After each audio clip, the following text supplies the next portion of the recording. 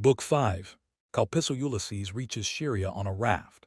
And now, as dawn rose from her couch beside Tithonus, harbinger of light alike to mortals and immortals, the gods met in council, and with them Jove, the lord of thunder, who is their king. Thereon Minerva began to tell them of the many sufferings of Ulysses, for she pitied him away there in the house of the nymph Calypso. "Father Jove," said she, "and all you other gods that live in everlasting bliss, I hope there may never be such a thing as a kind and well-disposed ruler any more, nor one who will govern equitably. I hope they will be all henceforth cruel and unjust, for there is not one of his subjects but has forgotten Ulysses, who ruled them as though he were their father. There he is, lying in great pain in an island where dwells the nymph Calypso, who will not let him go, and he cannot get back to his own country, for he can find neither ships nor sailors to take him over the sea. Furthermore, wicked people are now trying to murder his only son Telemachus, who is coming home from Pylos and Lacedaemon, where he has been to see if he can get news of his father." "What, my dear, are you talking about?" replied her father. "Did you not send him there yourself, because you thought it would help Ulysses to get home and punish the suitors? Besides, you are perfectly able to protect Telemachus, and to see him safely home again, while the suitors have to come scurrying back without having killed him." When he had thus spoken, he said to his son Mercury, "Mercury, you are our messenger. Go therefore and tell Calypso we have decreed that poor Ulysses is to return home. He is to be convoyed neither by gods nor men, but after a perilous voyage of 20 days upon a raft, he is to reach fertile Scheria, the land of the Phaeacians, who are near of kin to the gods, and will honor him as though he were one of ourselves. They will send him in a ship to his own country, and will give him more bronze and gold and raiment than he would have brought back from Troy, if he had had all his prize money and had got home without disaster. This is how we have settled that he shall return to his country and his friends." Thus he spoke, and Mercury, guide and guardian, slayer of Argus, did as he was told. Forthwith he bound on his glittering golden sandals, with which he could fly like the wind over land and sea. He took the wand with which he seals men's eyes in sleep, or wakes them just as he pleases, and flew holding it in his hand over Pieria. Then he swooped down through the firmament till he reached the level of the sea, whose waves he skimmed like a cormorant that flies fishing every hole and corner of the ocean, and drenching its thick plumage in the spray. He flew and flew over many a weary wave, but when at last he got to the island which was his journey's end, he left the sea and went on by land till he came to the cave where the nymph Calypso lived. He found her at home. There was a large fire burning on the hearth, and one could smell from far the fragrant reek of burning cedar and sandal wood. As for herself, she was busy at her loom, shooting her golden shuttle through the warp and singing beautifully. Round her cave there was a thick wood of alder, poplar, and sweet-smelling cypress trees, wherein all kinds of great birds had built their nests: owls, hawks, and chattering sea crows that occupy their business in the waters. A vine loaded with grapes was trained and grew luxuriantly about the mouth of the cave. There were also 4 running rills of water in channels cut pretty close together, and turned hither and thither so as to irrigate the beds of violets and luscious herbage over which they flowed. Even a god could not help being charmed with such a lovely spot, so Mercury stood still and looked at it. But when he had admired it sufficiently, he went inside the cave. Calypso knew him at once, for the gods all know each other, no matter how far they live from one another. But Ulysses was not within. He was on the seashore as usual, looking out upon the barren ocean with tears in his eyes, groaning and breaking his heart for sorrow. Calypso gave Mercury a seat and said, "Why have you come to see me, Mercury, honored and ever welcome, for you do not visit me often? Say what you want. I will do it for you at once if I can, and if it can be done at all, but come inside and let me set refreshment before you." As she spoke, she drew a table loaded with ambrosia beside him and mixed him some red nectar, so Mercury ate and drank till he had had enough, and then said, "We are speaking god and goddess to one another, and you ask me why I have come here, and I will tell you truly as you would have me do. Jove sent me, It was no doing of mine. Who could possibly want to come all this way over the sea where there are no cities full of people to offer me sacrifices or choice hecatombs? Nevertheless I had to come, for none of us other gods can cross Jove, nor transgress his orders. He says that you have here the most ill-starred of all those who fought 9 years before the city of King Priam, and sailed home in the 10th year after having sacked it. On their way home they sinned against Minerva, who raised both wind and waves against them, so that all his brave companions perished, and he alone was carried hither by wind and tide. Jove says that you are to let this man go at once, for it is decreed that he shall not perish here, far from his own people, but shall return to his house and country and see his friends again. Calypso trembled with rage when she heard this. "You gods," she exclaimed, "ought to be ashamed of yourselves. You are always jealous and hate seeing a goddess take a fancy to a mortal man, and live with him in open matrimony. So when rosy-fingered Dawn made love to Orion, you precious gods were all of you furious till Diana went and killed him in Ortygia. So again when Ceres fell in love with Aegeon, and yielded to him in a thrice-plowed fallow field, Jove came to hear of it before so very long and killed Aegeon with his thunderbolts. And now you are angry with me too, because I have a man here. I found the poor creature sitting all alone astride of a keel, for Jove had struck his ship with lightning and sunk it in mid-ocean, so that all his crew were drowned, while he himself was driven by wind and waves on to my island. I got fond of him and cherished him, and had set my heart on making him immortal, so that he should never grow old all his days. Still, I cannot cross Jove, nor bring his counsels to nothing. Therefore, if he insists upon it, let the man go beyond the seas again. But I cannot send him anywhere myself, for I have neither ships nor men who can take him. Nevertheless, I will readily give him such advice, in all good faith, as will be likely to bring him safely to his own country." "Then send him away," said Mercury, "or Jove will be angry with you and punish you." On this he took his leave, and Calypso went out to look for Ulysses, for she had heard Jove's message. She found him sitting upon the beach with his eyes ever filled with tears and dying of sheer homesickness, for he had got tired of Calypso, and though he was forced to sleep with her in the cave by night, it was she, not he, that would have it so. As for the daytime, he spent it on the rocks and on the seashore, weeping, crying aloud for his despair, and always looking out upon the sea. Calypso then went close up to him, said, "My poor fellow, you shall not stay here grieving and fretting your life out any longer. I am going to send you away of my own free will. So go, cut some beams of wood, and make yourself a large raft with an upper deck that it may carry you safely over the sea. I will put bread, wine, and water on board to save you from starving. I will also give you clothes, and will send you a fair wind to take you home, if the gods in heaven so will it, for they know more about these things, and can settle them better than I can." Ulysses shuddered as he heard her. "Now, goddess," he answered, "there is something behind all this.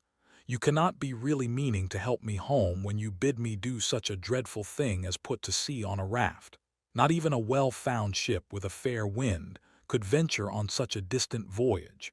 Nothing that you can say or do shall make me go on board a raft unless you first solemnly swear that you mean me no mischief." Calypso smiled at this and caressed him with her hand. "You know a great deal," said she, "but you are quite wrong here. May heaven above and earth below be my witnesses, with the waters of the river Styx. And this is the most solemn oath which a blessed god can take, that I mean you no sort of harm, and am only advising you to do exactly what I should do myself in your place. I am dealing with you quite straightforwardly. My heart is not made of iron, and I am very sorry for you." When she had thus spoken, she led the way rapidly before him, and Ulysses followed in her steps. So the pair, goddess and man, went on, and on till they came to Calypso's cave, where Ulysses took the seat that Mercury had just left. Calypso set meat and drink before him of the food that mortals eat, but her maids brought ambrosia and nectar for herself, and they laid their hands on the good things that were before them. When they had satisfied themselves with meat and drink, Calypso spoke, saying, Ulysses, noble son of Laertes, so you would start home to your own land at once. Good luck go with you, but if you could only know how much suffering is in store for you before you get back to your own country, you would stay where you are. Keep house along with me, and let me make you immortal, no matter how anxious you may be to see this wife of yours, of whom you are thinking all the time day after day. Yet I flatter myself that I am no whit less tall or well-looking than she is, for it is not to be expected that a mortal woman should compare in beauty with an immortal. Goddess, replied Ulysses, do not be angry with me about this.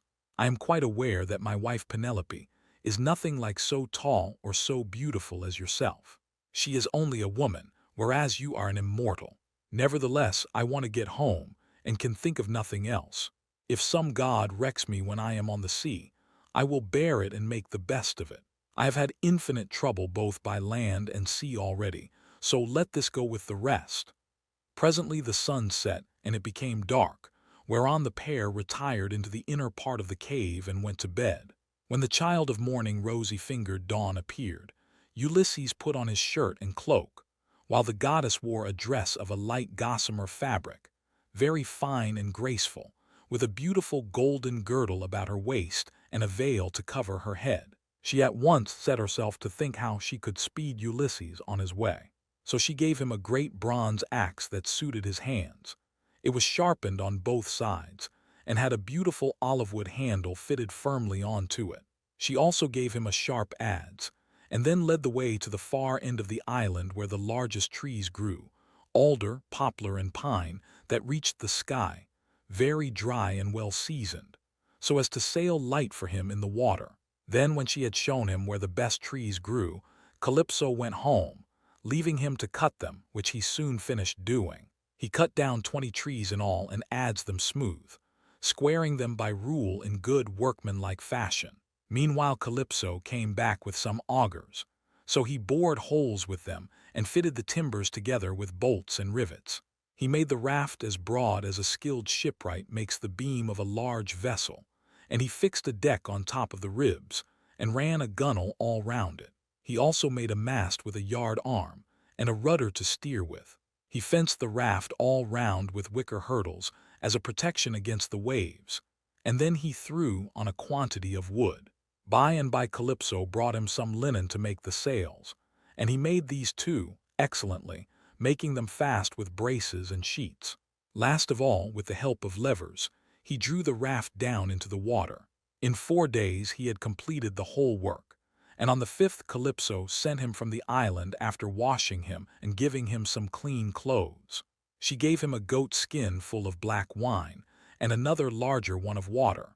She also gave him a wallet full of provisions, and found him in much good meat. Moreover, she made the wind fair and warm for him, and gladly did Ulysses spread his sail before it, while he sat and guided the raft skillfully by means of the rudder. He never closed his eyes, but kept them fixed on the Pleiads, on late-setting boots, and on the Bear, which men also call the Wain, and which turns round and round where it is, facing Orion, and alone never dipping into the stream of Oceanus, for Calypso had told him to keep this to his left. Days 7 and 10 did he sail over the sea, and on the 18th the dim outlines of the mountains on the nearest part of the Phaeacian coast appeared, rising like a shield on the horizon. But King Neptune, who was returning from the Ethiopians, caught sight of Ulysses a long way off, from the mountains of the Solymi. He could see him sailing upon the sea, and it made him very angry, so he wagged his head and muttered to himself, saying, "Good heavens! So the gods have been changing their minds about Ulysses while I was away in Ethiopia, and now he is close to the land of the Phaeacians, where it is decreed that he shall escape from the calamities that have befallen him. Still, he shall have plenty of hardship yet before he is done with it." Thereon he gathered his clouds together, grasped his trident, stirred it round in the sea, and roused the rage of every wind that blows till earth, sea, and sky were hidden in cloud, and night sprang forth out of the heavens. Winds from east, south, north, and west fell upon him all at the same time, and a tremendous sea got up, so that Ulysses' heart began to fail him. "Alas," he said to himself in his dismay, Whatever will become of me? I am afraid Calypso was right when she said I should have trouble by sea before I got back home. It is all coming true. How black is Jove making heaven with his clouds, and what a sea the winds are raising from every quarter at once. I am now safe to perish. Blessed and thrice blessed were those Danaans who fell before Troy in the cause of the sons of Atreus. Would that I had been killed on the day when the Trojans were pressing me so sorely about the dead body of Achilles, for then I should have had due burial, and the Achaeans would have honored my name. But now it seems that I shall come to a most pitiable end. As he spoke, a sea broke over him with such terrific fury that the raft reeled again, and he was carried overboard a long way off. He let go the helm, and the force of the hurricane was so great that it broke the mast halfway up, and both sail and yard went over into the sea. For a long time Ulysses was under water, and it was all he could do to rise to the surface again, for the clothes Calypso had given him weighed him down. But at last he got his head above water and spat out the bitter brine that was running down his face in streams. In spite of all this, however, he did not lose sight of his raft, but swam as fast as he could towards it, got hold of it, and climbed on board again so as to escape drowning. The sea took the raft and tossed it about as autumn winds whirl thistledown round and round upon a road. It was as though the south, north, east, and west winds were all playing battledore and shuttlecock with it at once. When he was in this plight, Ino, daughter of Cadmus, also called Leucothea, saw him. She had formerly been a mere mortal, but had been since raised to the rank of a marine goddess. Seeing in what great distress Ulysses now was, she had compassion upon him, and, rising like a sea-gull from the waves, took her seat upon the raft. "My poor good man," said she, "why is Neptune so furiously angry with you? He is giving you a great deal of trouble, but for all his bluster he will not kill you. You seem to be a sensible person. Do then as I bid you. Strip, leave your raft to drive before the wind, and swim to the Phaeacian coast where better luck awaits you. And here take my veil and put it round your chest. It is enchanted, and you can come to no harm so long as you wear it. As soon as you touch land, take it off, throw it back as far as you can into the sea, and then go away again." With these words she took off her veil and gave it him. Then she dived down again like a sea-gull, and vanished beneath the dark blue waters. But Ulysses did not know what to think. "Alas," he said to himself in his dismay, "this is only some one or other of the gods who is luring me to ruin by advising me to quit my raft. At any rate, I will not do so at present, for the land where she said I should be quit of all troubles seemed to be still a good way off. I know what I will do. I am sure it will be best. No matter what happens, I will stick to the raft as long as her timbers hold together, but when the sea breaks her up, I will swim for it. I do not see how I can do any better than this." While he was thus in two minds, Neptune sent a terrible great wave that seemed to rear itself above his head till it broke right over the raft, which then went to pieces as though it were a heap of dry chaff tossed about by a whirlwind. Ulysses got astride of one plank and rode upon it as if he were on horseback. He then took off the clothes Calypso had given him, bound Ino's veil under his arms, and plunged into the sea, meaning to swim on shore. King Neptune watched him as he did so, and wagged his head, muttering to himself and saying, "There now, swim up and down as you best can till you fall in with well-to-do people. I do not think you will be able to say that I have let you off too lightly." On this, he lashed his horses and drove to Aegae where his palace is. But Minerva resolved to help Ulysses, so she bound the ways of all the winds except one, and made them lie quite still. But she roused a good stiff breeze from the north that should lay the waters till Ulysses reached the land of the Phaeacians where he would be safe. Thereon he floated about for 2 nights and 2 days in the water, with a heavy swell on the sea and death staring him in the face. But when the 3rd day broke, the wind fell and there was a dead calm without so much as a breath of air stirring. As he rose on the swell he looked eagerly ahead, and could see land quite near. Then, as children rejoice when their dear father begins to get better after having for a long time borne sore affliction sent him by some angry spirit, but the gods deliver him from evil, So was Ulysses thankful when he again saw land and trees, and swam on with all his strength that he might once more set foot upon dry ground. When, however, he got within earshot, he began to hear the surf thundering up against the rocks, for the swell still broke against them with a terrific roar. Everything was enveloped in spray. There were no harbors where a ship might ride, nor shelter of any kind, but only headlands, low-lying rocks and mountain tops. Ulysses' heart now began to fail him, and he said despairingly to himself, "Alas, Jove has let me see land after swimming so far that I had given up all hope, but I can find no landing place. For the coast is rocky and surf-beaten, the rocks are smooth and rise sheer from the sea, with deep water close under them so that I cannot climb out for want of foothold. I am afraid some great wave will lift me off my legs and dash me against the rocks as I leave the water, which would give me a sorry landing. If, on the other hand, I swim further in search of some shelving beach or harbor, a hurricane may carry me out to sea again sorely against my will, or heaven may send some great monster of the deep to attack me. For Amphitrite breeds many such, and I know that Neptune is very angry with me." While he was thus in two minds, a wave caught him, and took him with such force against the rocks that he would have been smashed and torn to pieces if Minerva had not shown him what to do. He caught hold of the rock with both hands and clung to it, groaning with pain till the wave retired. So he was saved that time. But presently the wave came on again and carried him back with it far into the sea, tearing his hands as the suckers of a polypus are torn when someone plucks it from its bed, and the stones come up along with it. Even so did the rocks tear the skin from his strong hands, and then the wave drew him deep down under the water. Here poor Ulysses would have certainly perished even in spite of his own destiny, if Minerva had not helped him to keep his wits about him. He swam seaward again, beyond reach of the surf that was beating against the land, and at the same time he kept looking towards the shore to see if he could find some haven, or a spit that should take the waves aslant. By and by, as he swam on, he came to the mouth of a river, and here he thought would be the best place, for there were no rocks, and it afforded shelter from the wind. He felt that there was a current, so he prayed inwardly and said, "Hear me, O king, whoever you may be, and save me from the anger of the sea god Neptune, for I approach you prayerfully. Anyone who has lost his way has at all times a claim even upon the gods. Wherefore in my distress I draw near to your stream, and cling to the knees of your river hood.